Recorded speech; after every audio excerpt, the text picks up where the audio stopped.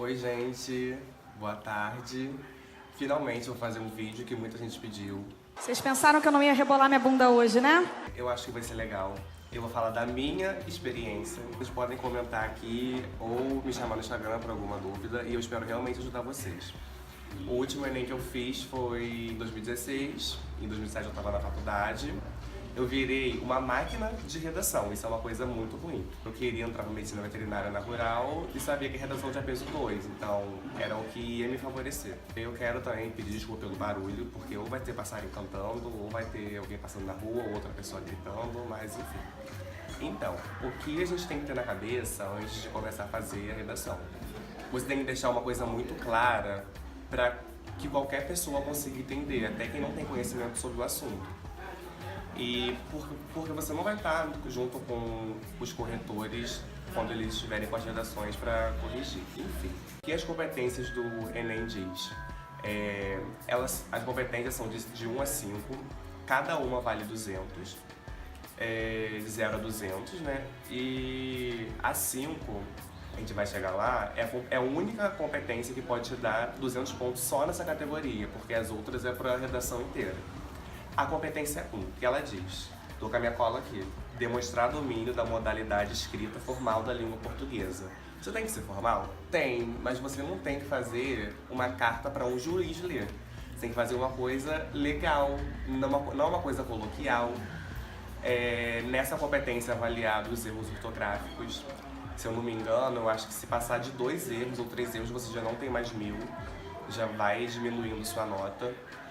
E não é tipo, pra quem não sabe, pra quem vai fazer Enem pela primeira vez, por exemplo, a nota da redação não é tipo 922, é sempre número par, ou é 900, ou é 920, 940, 960, 980 e 1000. Só que a redação vale de 0 até 1000. Muito importante também evitar de usar palavras repetidas, nessa competência 1. Eu lembro que eu usava o site Sinônimos quando estava fazendo redação em casa e me ajudou muito.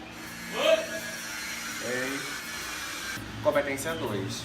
Compreender a proposta de redação e aplicar conceitos das várias áreas de conhecimento para desenvolver o tema dentro dos limites estruturais do texto dissertativo argumentativo em prosa.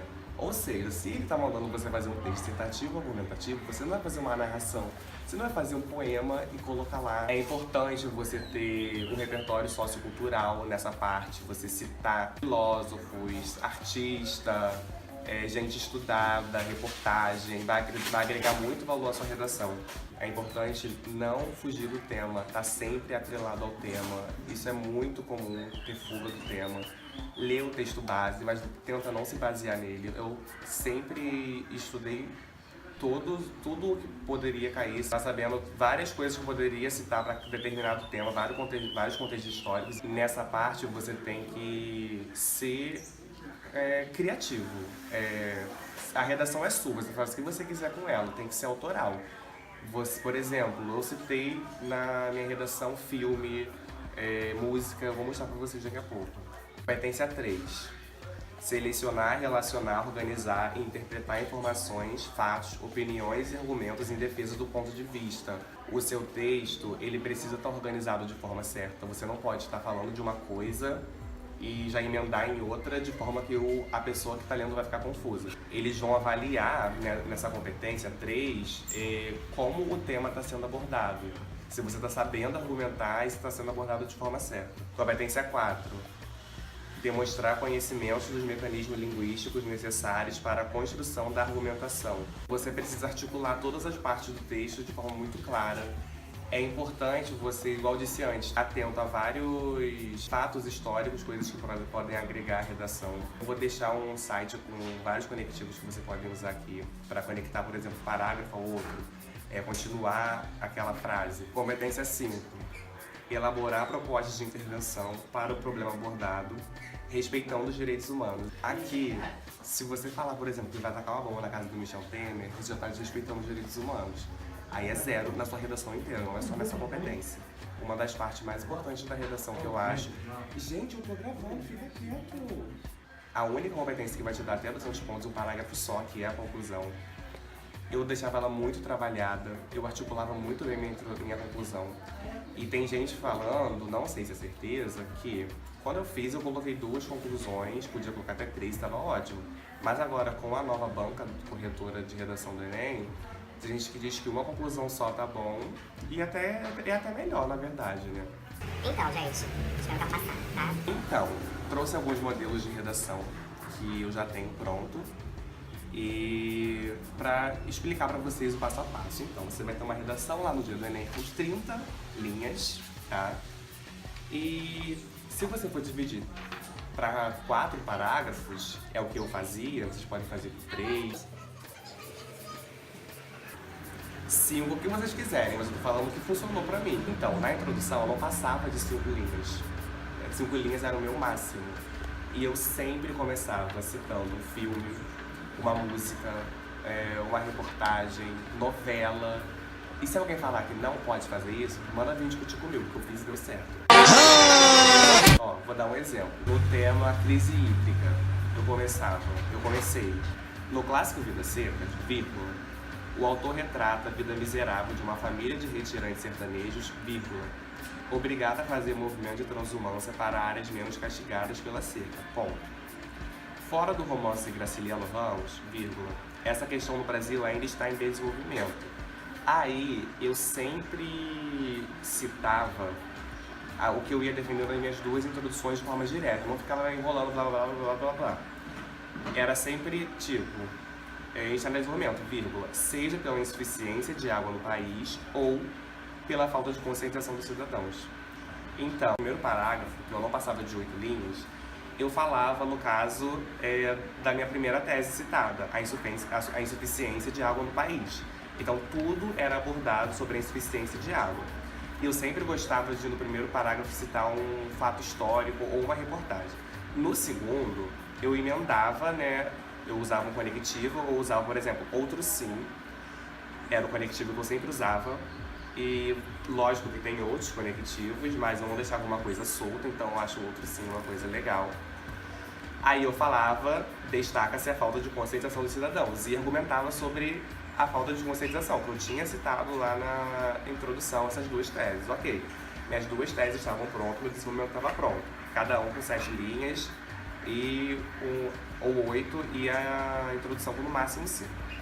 Eu tentava deixar o primeiro desenvolvimento com 8 linhas, o segundo com 8 linhas, introdução com no máximo 5 e usava o resto de linha que tinha para falar da conclusão. É uma coisa muito bem feita, muito detalhada. Eu respondia 4 perguntas: como, para, quem e onde. E lembra do conectivo, isso vale ponto. Eu sempre começava, eu assistia muitos vídeos da Débora Aladim e me ajudou bastante. Eu começava com medidas são necessárias para resolver o impasse. Aí, se, por exemplo, o tema é crise hídrica, da crise hídrica no Brasil. Se tem a mobilidade urbana, medidas são necessárias para resolver o impasse da mobilidade urbana no Brasil. Como eu citei na minha introdução, seguindo a redação da crise hídrica, a primeira tese, a insuficiência de água, e a segunda, a falta de conscientização, a gente tem que resolver esses 2 problemas. Então, eu gostava de colocar coisas novas, diferentes do que eu estava acostumado a ler. E eu, por exemplo, gostei de uma dica da Débora que ela deu de usar os ministérios do Brasil em parceria com alguma coisa. Não tem no Brasil. E citar o ministério, não deixar uma coisa aberta, tipo, Polícia Federal sozinha, ou então o Brasil deve fazer isso, o governo brasileiro deve fazer isso. Eu achava uma coisa ruim. Aí eu citei: medidas são necessárias para resolver o impasse da escassez de água no Brasil, ou da crise hídrica no Brasil. Portanto, vírgula, outro conectivo, o governo federal, juntamente com o Ministério do Meio Ambiente, deve criar leis para repudiar o desperdício hídrico pelas indústrias e agronegócios, intervindo com maneiras de utilizá-las sem afetar a natureza. Eu respondi aquelas 4 perguntinhas que eu disse antes. Eu falei aqui das indústrias e agronegócio porque eu falei lá no meu desenvolvimento sobre indústria e agronegócio. Agora, a segunda conclusão. Tem uma frase ótima que, quando você aborda a conscientização, que eu também vi no vídeo da Débora Aladim e usei em todas as minhas redações. Quando você aborda a conscientização, ela se encaixa em tudo, que é: de acordo com Immanuel Kant, o ser humano é aquilo que a educação faz dele. Exatamente. E eu começava a minha segunda conclusão assim. Ó, de acordo com o filósofo iluminista Immanuel Kant, vírgula, o ser humano é aquilo que a educação faz dele, vírgula. Logo, vírgula, o MEC instituirá em todas as escolas palestras ministradas por gestores ambientais e a mídia, por ser o maior veículo de transmissão de informação, criará anúncios, ponto.